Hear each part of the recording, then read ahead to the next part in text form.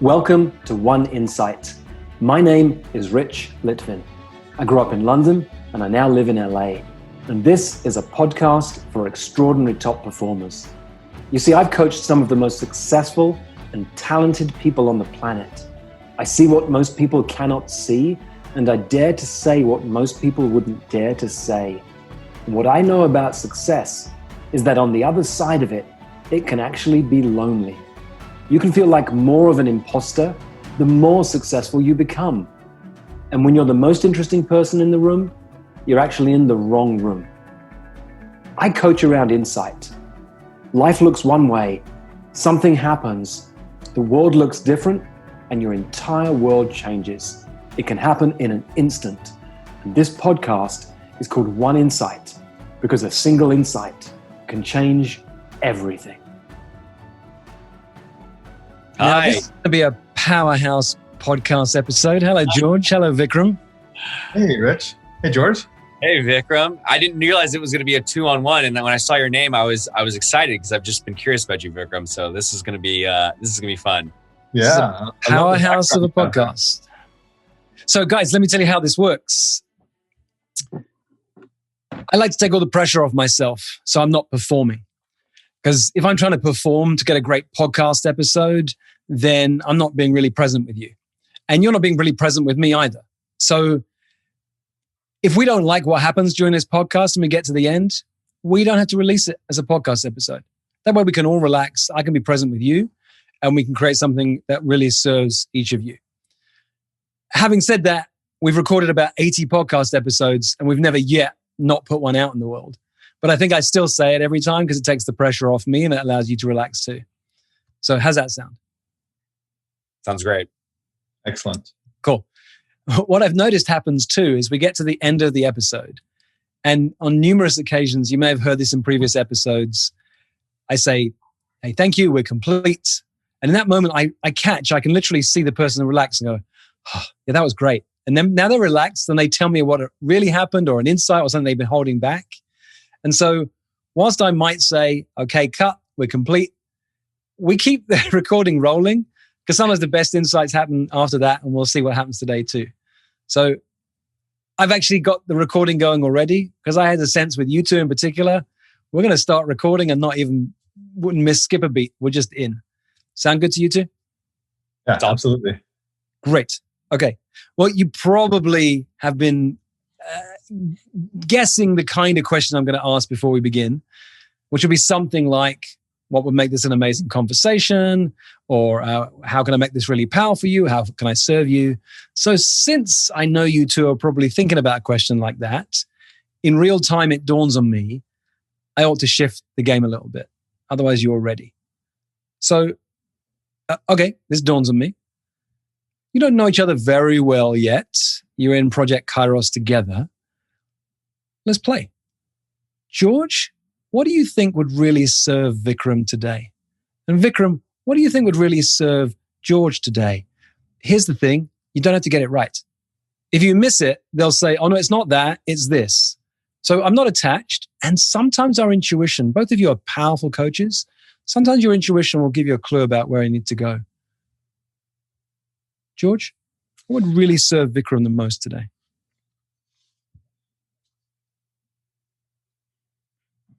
I'm making a story up in my head that Vikram is an extremely intelligent person. He's a doctor, he's an MD. And part of the dark side of being a hyper intellect is overanalyzing. And maybe this is true, maybe it's not. I'm not attached to being right, but there's a sense of trusting in the unknown. Mm-hmm. Great. And that's based on no evidence whatsoever. Well, no, you know what? I'm going to say this is based on some evidence. It's based on what I would call high-level pattern recognition. There's little signs you're looking for, even including the letters after his name. It may or may not be right, but there's pattern recognition going on there. And so there's no need to explain. Vikram, any of that land? And you're not here to make him feel good. So if it's completely off, just tell us.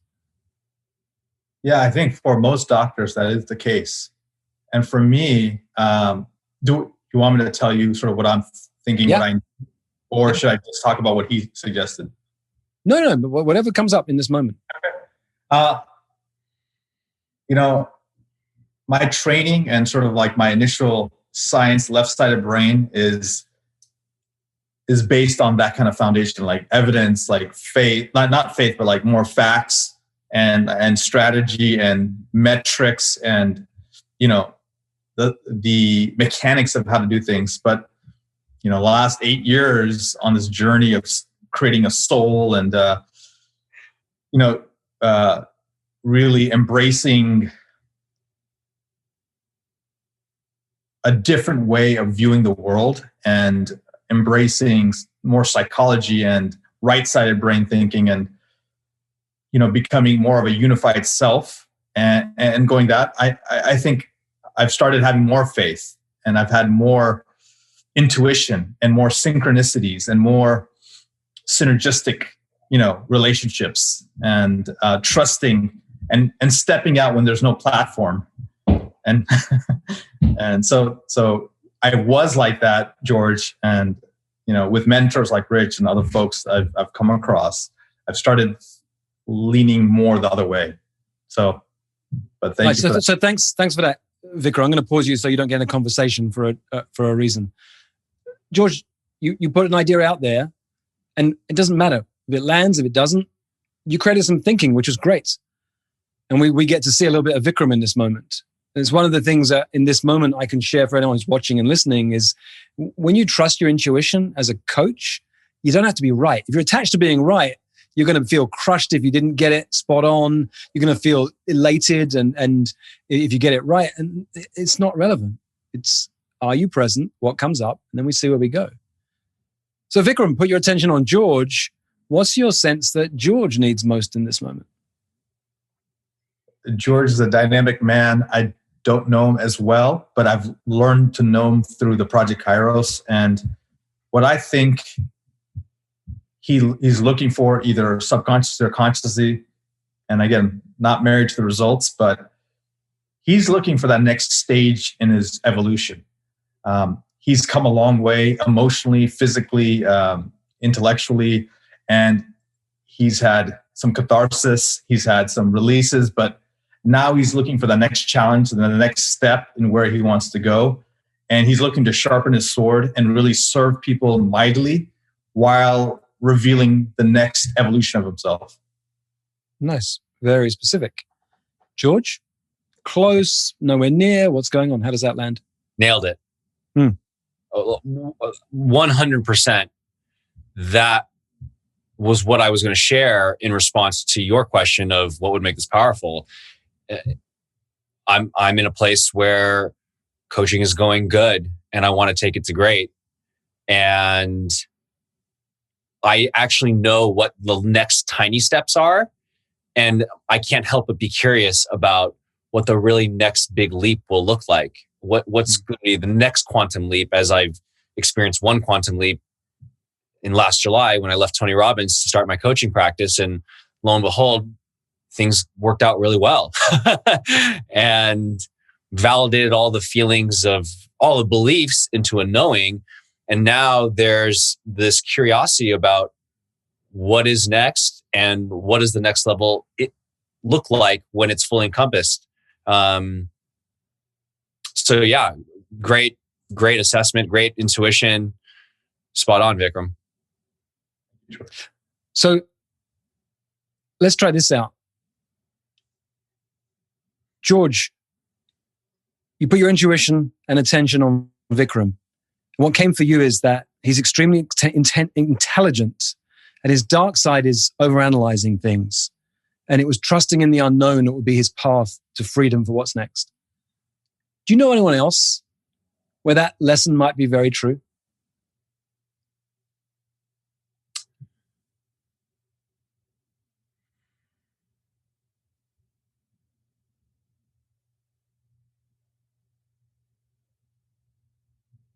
I know I do. I'm just searching for who in my sphere that is right now. Well, let me give you point you in a direction and see where this one lands.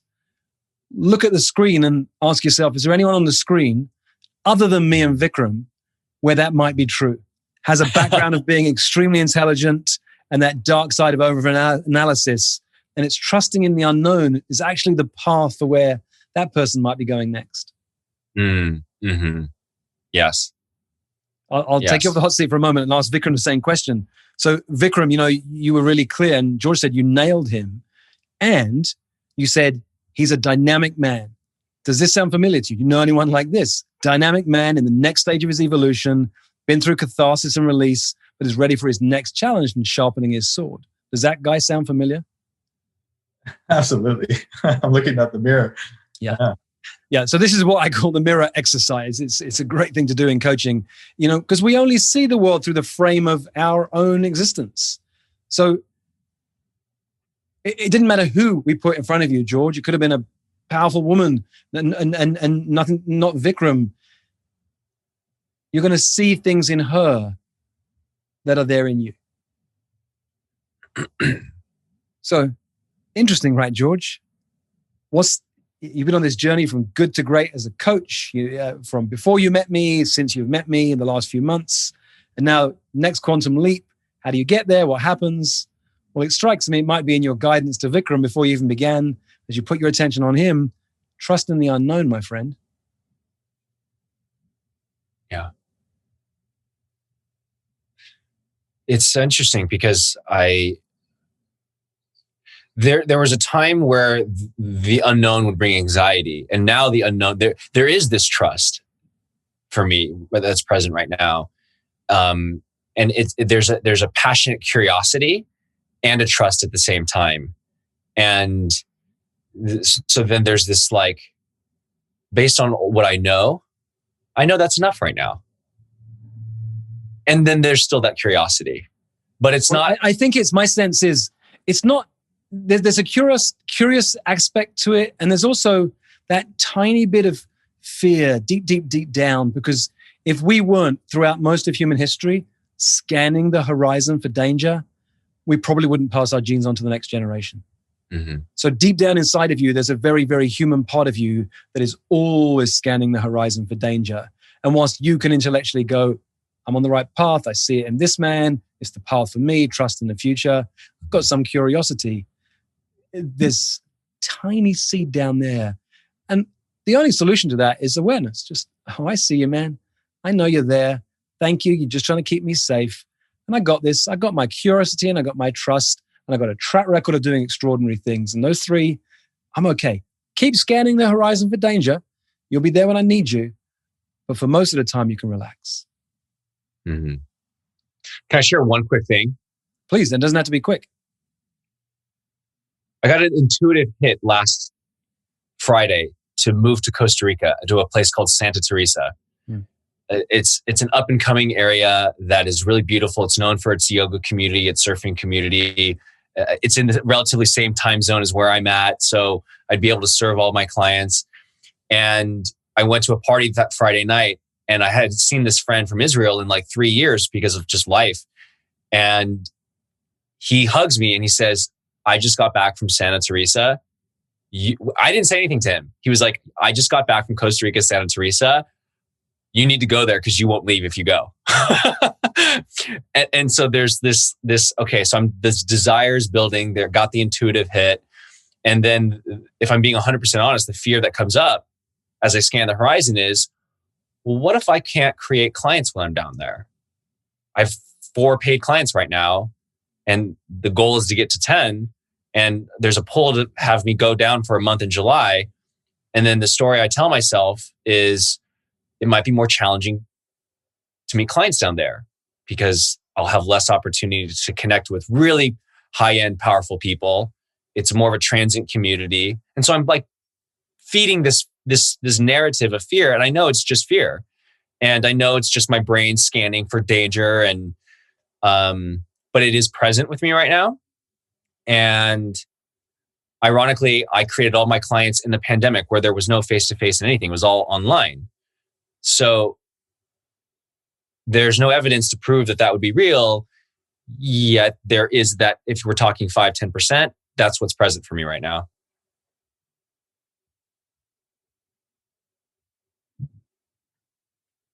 And I'm staying silently, deliberately for a moment to let that ripple out into the universe.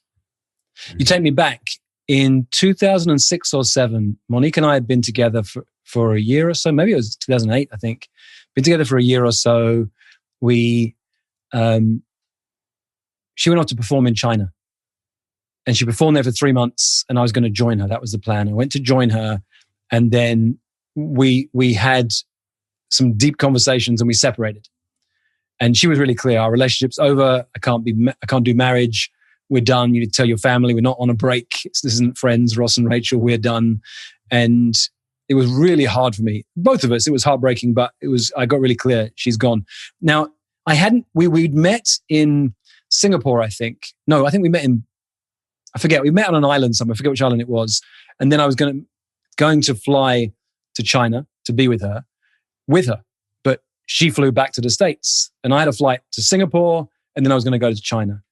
And I was in Singapore with a friend of mine, and it was the day before I was supposed to go. And I just made a decision. I'm going to go anyway. But the night before, I remember having almost like a panic attack. I'm lying on the cold tile floor of her bathroom, terrified. I don't know a soul. It's got 1 billion people in this country, and I don't know a soul other than Monique, and she's not going to be there now, and our relationship is over. What am I going to do?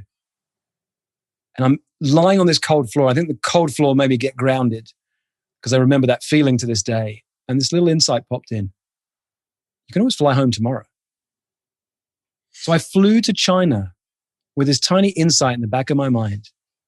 I can always fly home tomorrow. I ended up staying for 3 months. I had a great time. Turns out Monique and I got back together over the next year, and so on. The rest is history, but you can always fly home tomorrow. Mm-hmm.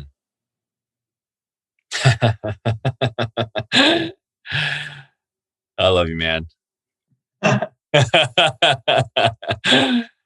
Yeah. That was it. Yeah. Thanks. I got it.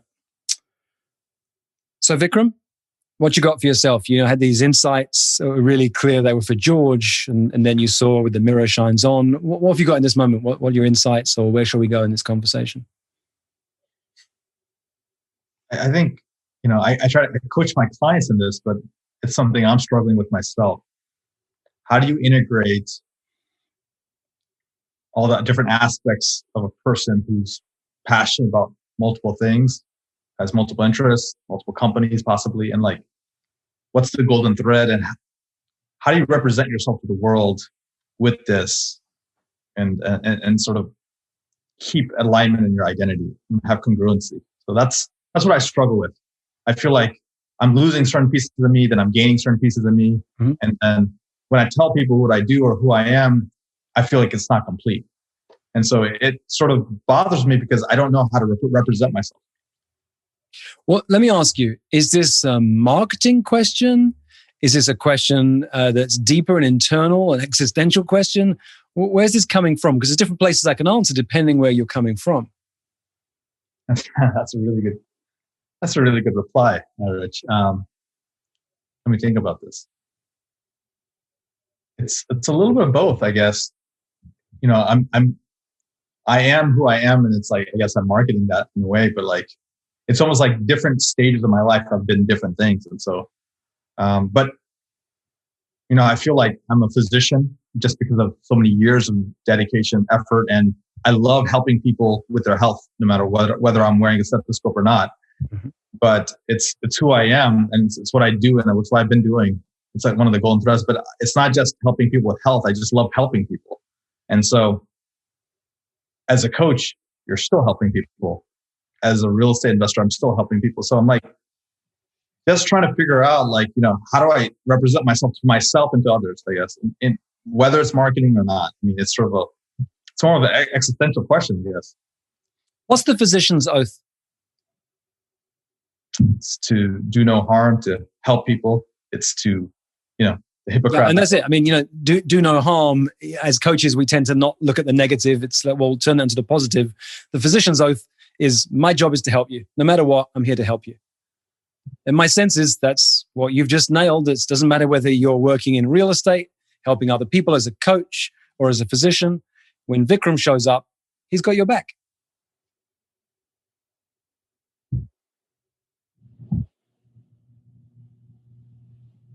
I like that. But is that all I say? I mean, well, so that's why I asked the question, right? If it is a marketing question, we'll come from a different place. Yeah. But if you're looking for a, what do they call it, an elevator pitch, I don't know about you guys. I've never yet been in an elevator when someone has said, what do you do? And we've got 4 floors left for you to tell me. So say it snappy. So we get kind of caught up in like, what do I do? How do I describe what I do? And you don't necessarily have to fall into that trap of coming up with this snappy way of saying what you do. That's a marketing question. We can go there. There's a place where it's valuable. But that's why I'm checking, where is it coming from? Like, it's a common question you get, like wherever you go. And it's like, hey, what do you do? Or who are you? What's your story? And that's, I guess, I would love to keep it as simple as, hey, I just help people, but it's, people want more sometimes, or, I would like to shoot. People want more. I watch a politician on TV and I can't stand it because they don't answer the questions they're asked. They answer the questions they wish they'd been asked. Well, you can play the same game. Most of the time, people want to put you in a box because then life is simple. Oh, you're a coach. Oh, you're in real estate. Oh, you're a doctor. You're a doctor. Hey, my knee's hurting. Can you help me with this? You don't have to be put in a box.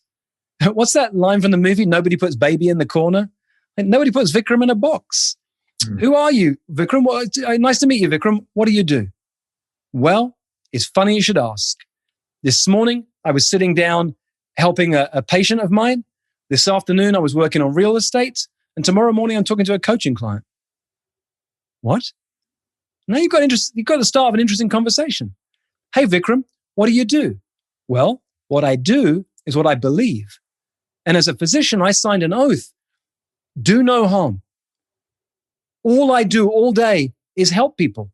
Now, sometimes that's as a physician, but sometimes it's a real estate investor, and sometimes it's as a coach. Some of these people you say these things to, Vikram, are going to go, wow, that's interesting. Tell me more. And some are going to go, okay, because it will overwhelm them and won't be able to compute because they want their nice, safe little box they can put you into, and you'll make their life too complicated. That's great. They're not your people.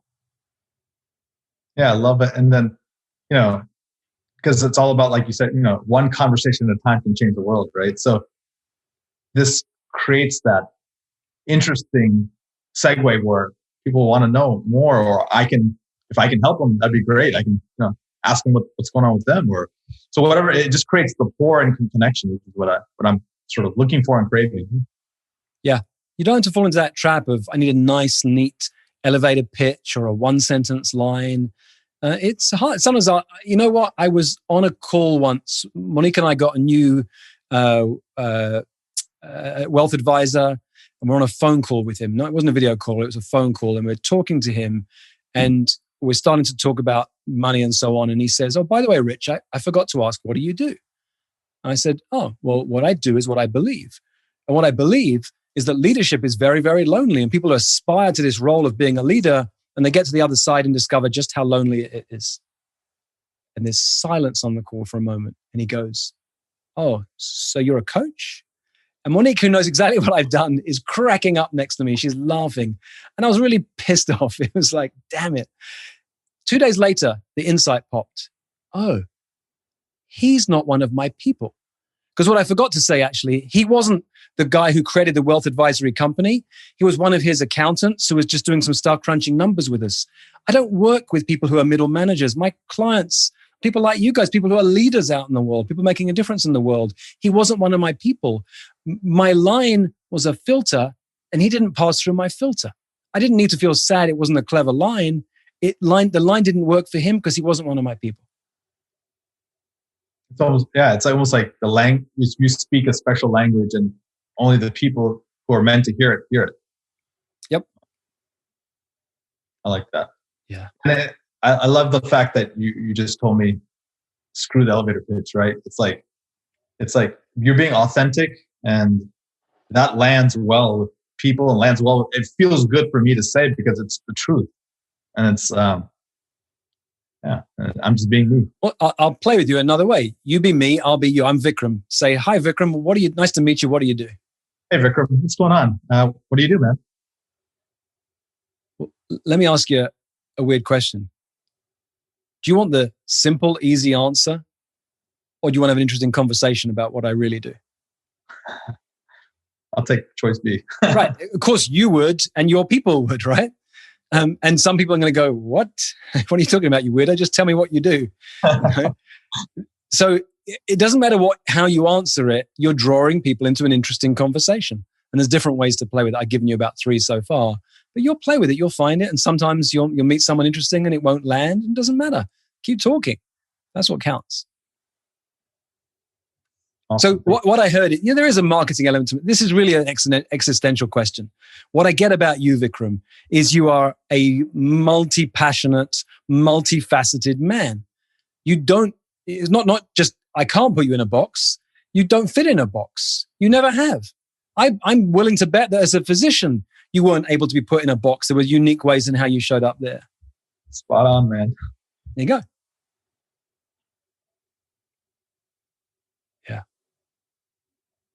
I like that. Thank you. Thanks, Vikram. George, any insights for you as I'm working with Vikram there? Well, the thing that I wrote down was your response to what you do through a question of, do you want to have a simple answer or do you want to have an interesting conversation? That was my big takeaway from that. Nice. And I've spent a lot of time in the existential introspection. So I play this game where when people ask me who I am, I say, well, I'm a man of intuition, courage, faith, fun, and gratitude. And I go silent. And then, like you said, my people get really turned on and they feel like there's a whoa, because it's not the words. It's not, I'm like you, Vikram. I'm multi-dimensional. I'm a yogi. I'm a burner. I'm a business person. I'm a surfer. I'm a radically expressed, like weird, extroverted and super introverted person. Like I went crazy trying to figure out how to define myself by what I do. And similar to what you said, Rich, it's like, well, I do what I believe. And what I believe is that everyone has mental and emotional blocks that hold them back from achieving their goals. And that's what I help people with. And there's just those two things in combination have really helped me. Number one, most importantly, see myself. Because I felt when I was asking the question, like, how do I project myself? It was really, how do I want to see myself? Because how I see myself and how I come to accept myself is the way other people will accept me, not by what the words I say, but from the place within me that I come from, and they'll feel that. And that's what I want. That's a really good catch, George, because that's what it's about.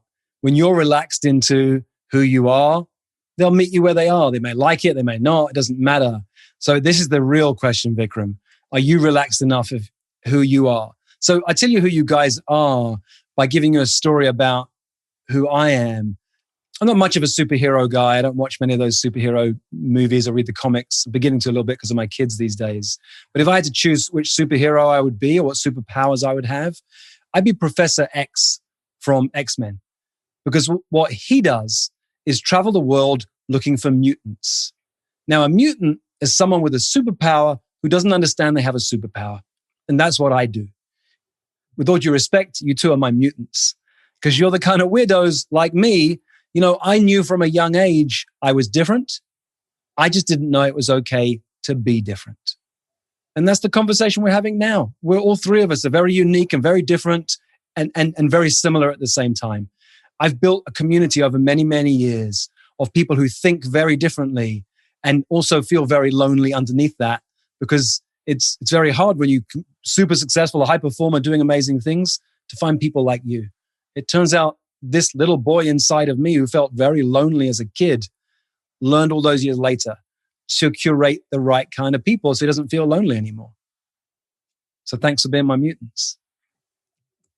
Rich, you know what I admire about what you just said and just some of the things that you sort of write about? Like, you're not afraid to blaze your own path, right? A lot of the way to coach is, social media marketing, all these kind of marketing, and figured out, hey, look, there's a different way to do it. And it's more authentic. And I think that's why it lands well with a lot of us. Like, it just feels right. Because I've tried the other ways before and I felt artificial. I felt not authentic, and you take real life things and bring them into how you speak. And like, I can totally resonate with that Professor Xavier comment. I mean, I'm a big superhero fan, so that means something to me. And I think if we start as coaches, me and George are trying to be super coaches, right? Learn to take things that are real, analogies, examples, metaphors, and just, bring in our clients with that and help them see clearly, that they themselves are amazing. Nice. Look, here's the only distinction I would bring into what you just said is me and George are learning to be super coaches as if it's out there one day. And dude, you are a super coach. You're not me, but don't put that on your to-do list. I struggle to be me at the best of times. So be you. Be the real estate investor, as well as the coach, as well as the physician. There's no one like you on the planet. That's what makes you a super coach. You already are an extraordinary coach. And I just got some different ways of doing things. Some you might like, some you might not. But don't ever try and be me. You are extraordinary in who you are as a coach. And that, by the way, what I just did is what I always do. For me, there's purpose with an uppercase P and purpose with a lowercase p. Purpose with an uppercase P is my real purpose in life. And all I'm ever doing is helping powerful people to remember how powerful they are. It doesn't say that on my website. It's not my marketing line. You hear it more and more in my community, but that's what I'm doing. And purpose with a lowercase p, I could be making a podcast, recording a video, being on stage, writing a book. It doesn't matter. I'm a coach some days. I'm a consultant other days, a trusted advisor, or all three. Sometimes you're a physician. Sometimes you're a real estate investor. Sometimes you're a coach. But underneath it, there's Vikram's purpose. And you may know what that is. It will come over time, but there's this golden thread that stretches through much of your life about who you are, this multifaceted, multi-passionate man who no one ever puts into a box. That's your superpower as a coach. Feels good. And I think we're there, guys. I think we're there. Thanks, gents. Thanks, Rich. Thank you, Rich. If we stop recording now, what would you say? If you relax for a moment, what you got?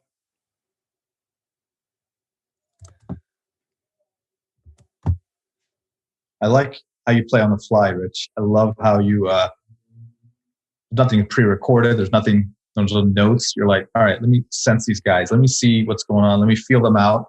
And then you listen to what we say, and then you really then respond versus just reply. And it's,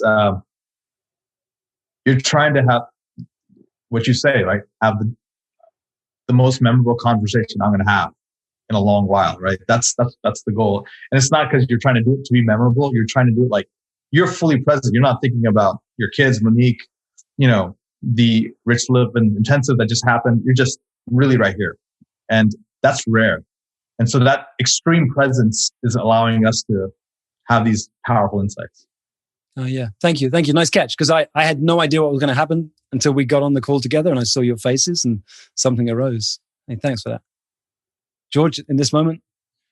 Yeah, a couple things. Number one, I've always loved the spontaneity of how you approach coaching, and it's given me the power and the trust in myself to do that, where I was a big planner and needed to know all of the things in order for me to take action. And very quickly, very early on, even before I joined your 4PC Accelerator last year, just being exposed to your way of thinking about coaching helped shift. And it's just so fun to show up and respond to what shows up. And the second thing that came up is really in specific to what we were talking about with Vikram and being seen and just how it feels good to take space with the two of you. For me, to really see the old version of myself who used to frame myself in a way that I thought I wanted to be seen by other people. And the drastic shift of forcing out, okay, what part of my multidimensional layer am I going to share because it resonates with that person? Mm-hmm. And shifting, because people will always forget what you say, they'll never forget the way you make them feel. And when I've just learned that when I make myself feel a certain way, coaching, sales, almost anything in life is really a game of influence. And the most influential way to influence somebody is through a transfer of emotion. And when I allow myself to feel that emotion about who I am and what I'm doing, like you said, you're more powerful the less you say. And when you can come energetically from that place, they won't remember what you said anyways, but they will remember that feeling just by being in presence with that person. And, just unpacking and hearing our conversation, I just, that in of itself is a superpower. The ability to stand and grounded in presence and command magnetic attention just because of like, I am powerfully who I am. And I don't need to say anything about that. And when I do, it's abstract, but there's something in their soul that resonates with that. And it's just, it's a fun dance to play. It's fun for me now to be in life and date from that place and coach from that place and interact with my family from that place. It's fun. It's exciting. It's fun. It's interesting, George, too, because be you seems like the simplest thing in the world. Just be yourself. It's also one of the most challenging things in the world. Michael Neal has a lovely metaphor. He says, you're born into this planet. You're like a beautiful diamond. And if you ever see a newborn baby, whether it's your own or somebody else's, oh my God, you fall in love. You can't help it. It's so engaging. I think because it's got nothing on it. It's just so pure. And when you see pure love, you just bring pure attention. But what happens is we take on messages from our parents, from our families, from our culture, from society, from the media. And it's like this beautiful diamond gets covered in crap, literally covered in crap. And most of us spend the rest of our life painting the crap with nail polish. So it looks nice and hopefully you won't smell anything. Actually, our job as a coach and our job as a leader for ourselves is spend most of our life scraping away the crap so the beautiful diamond shows up.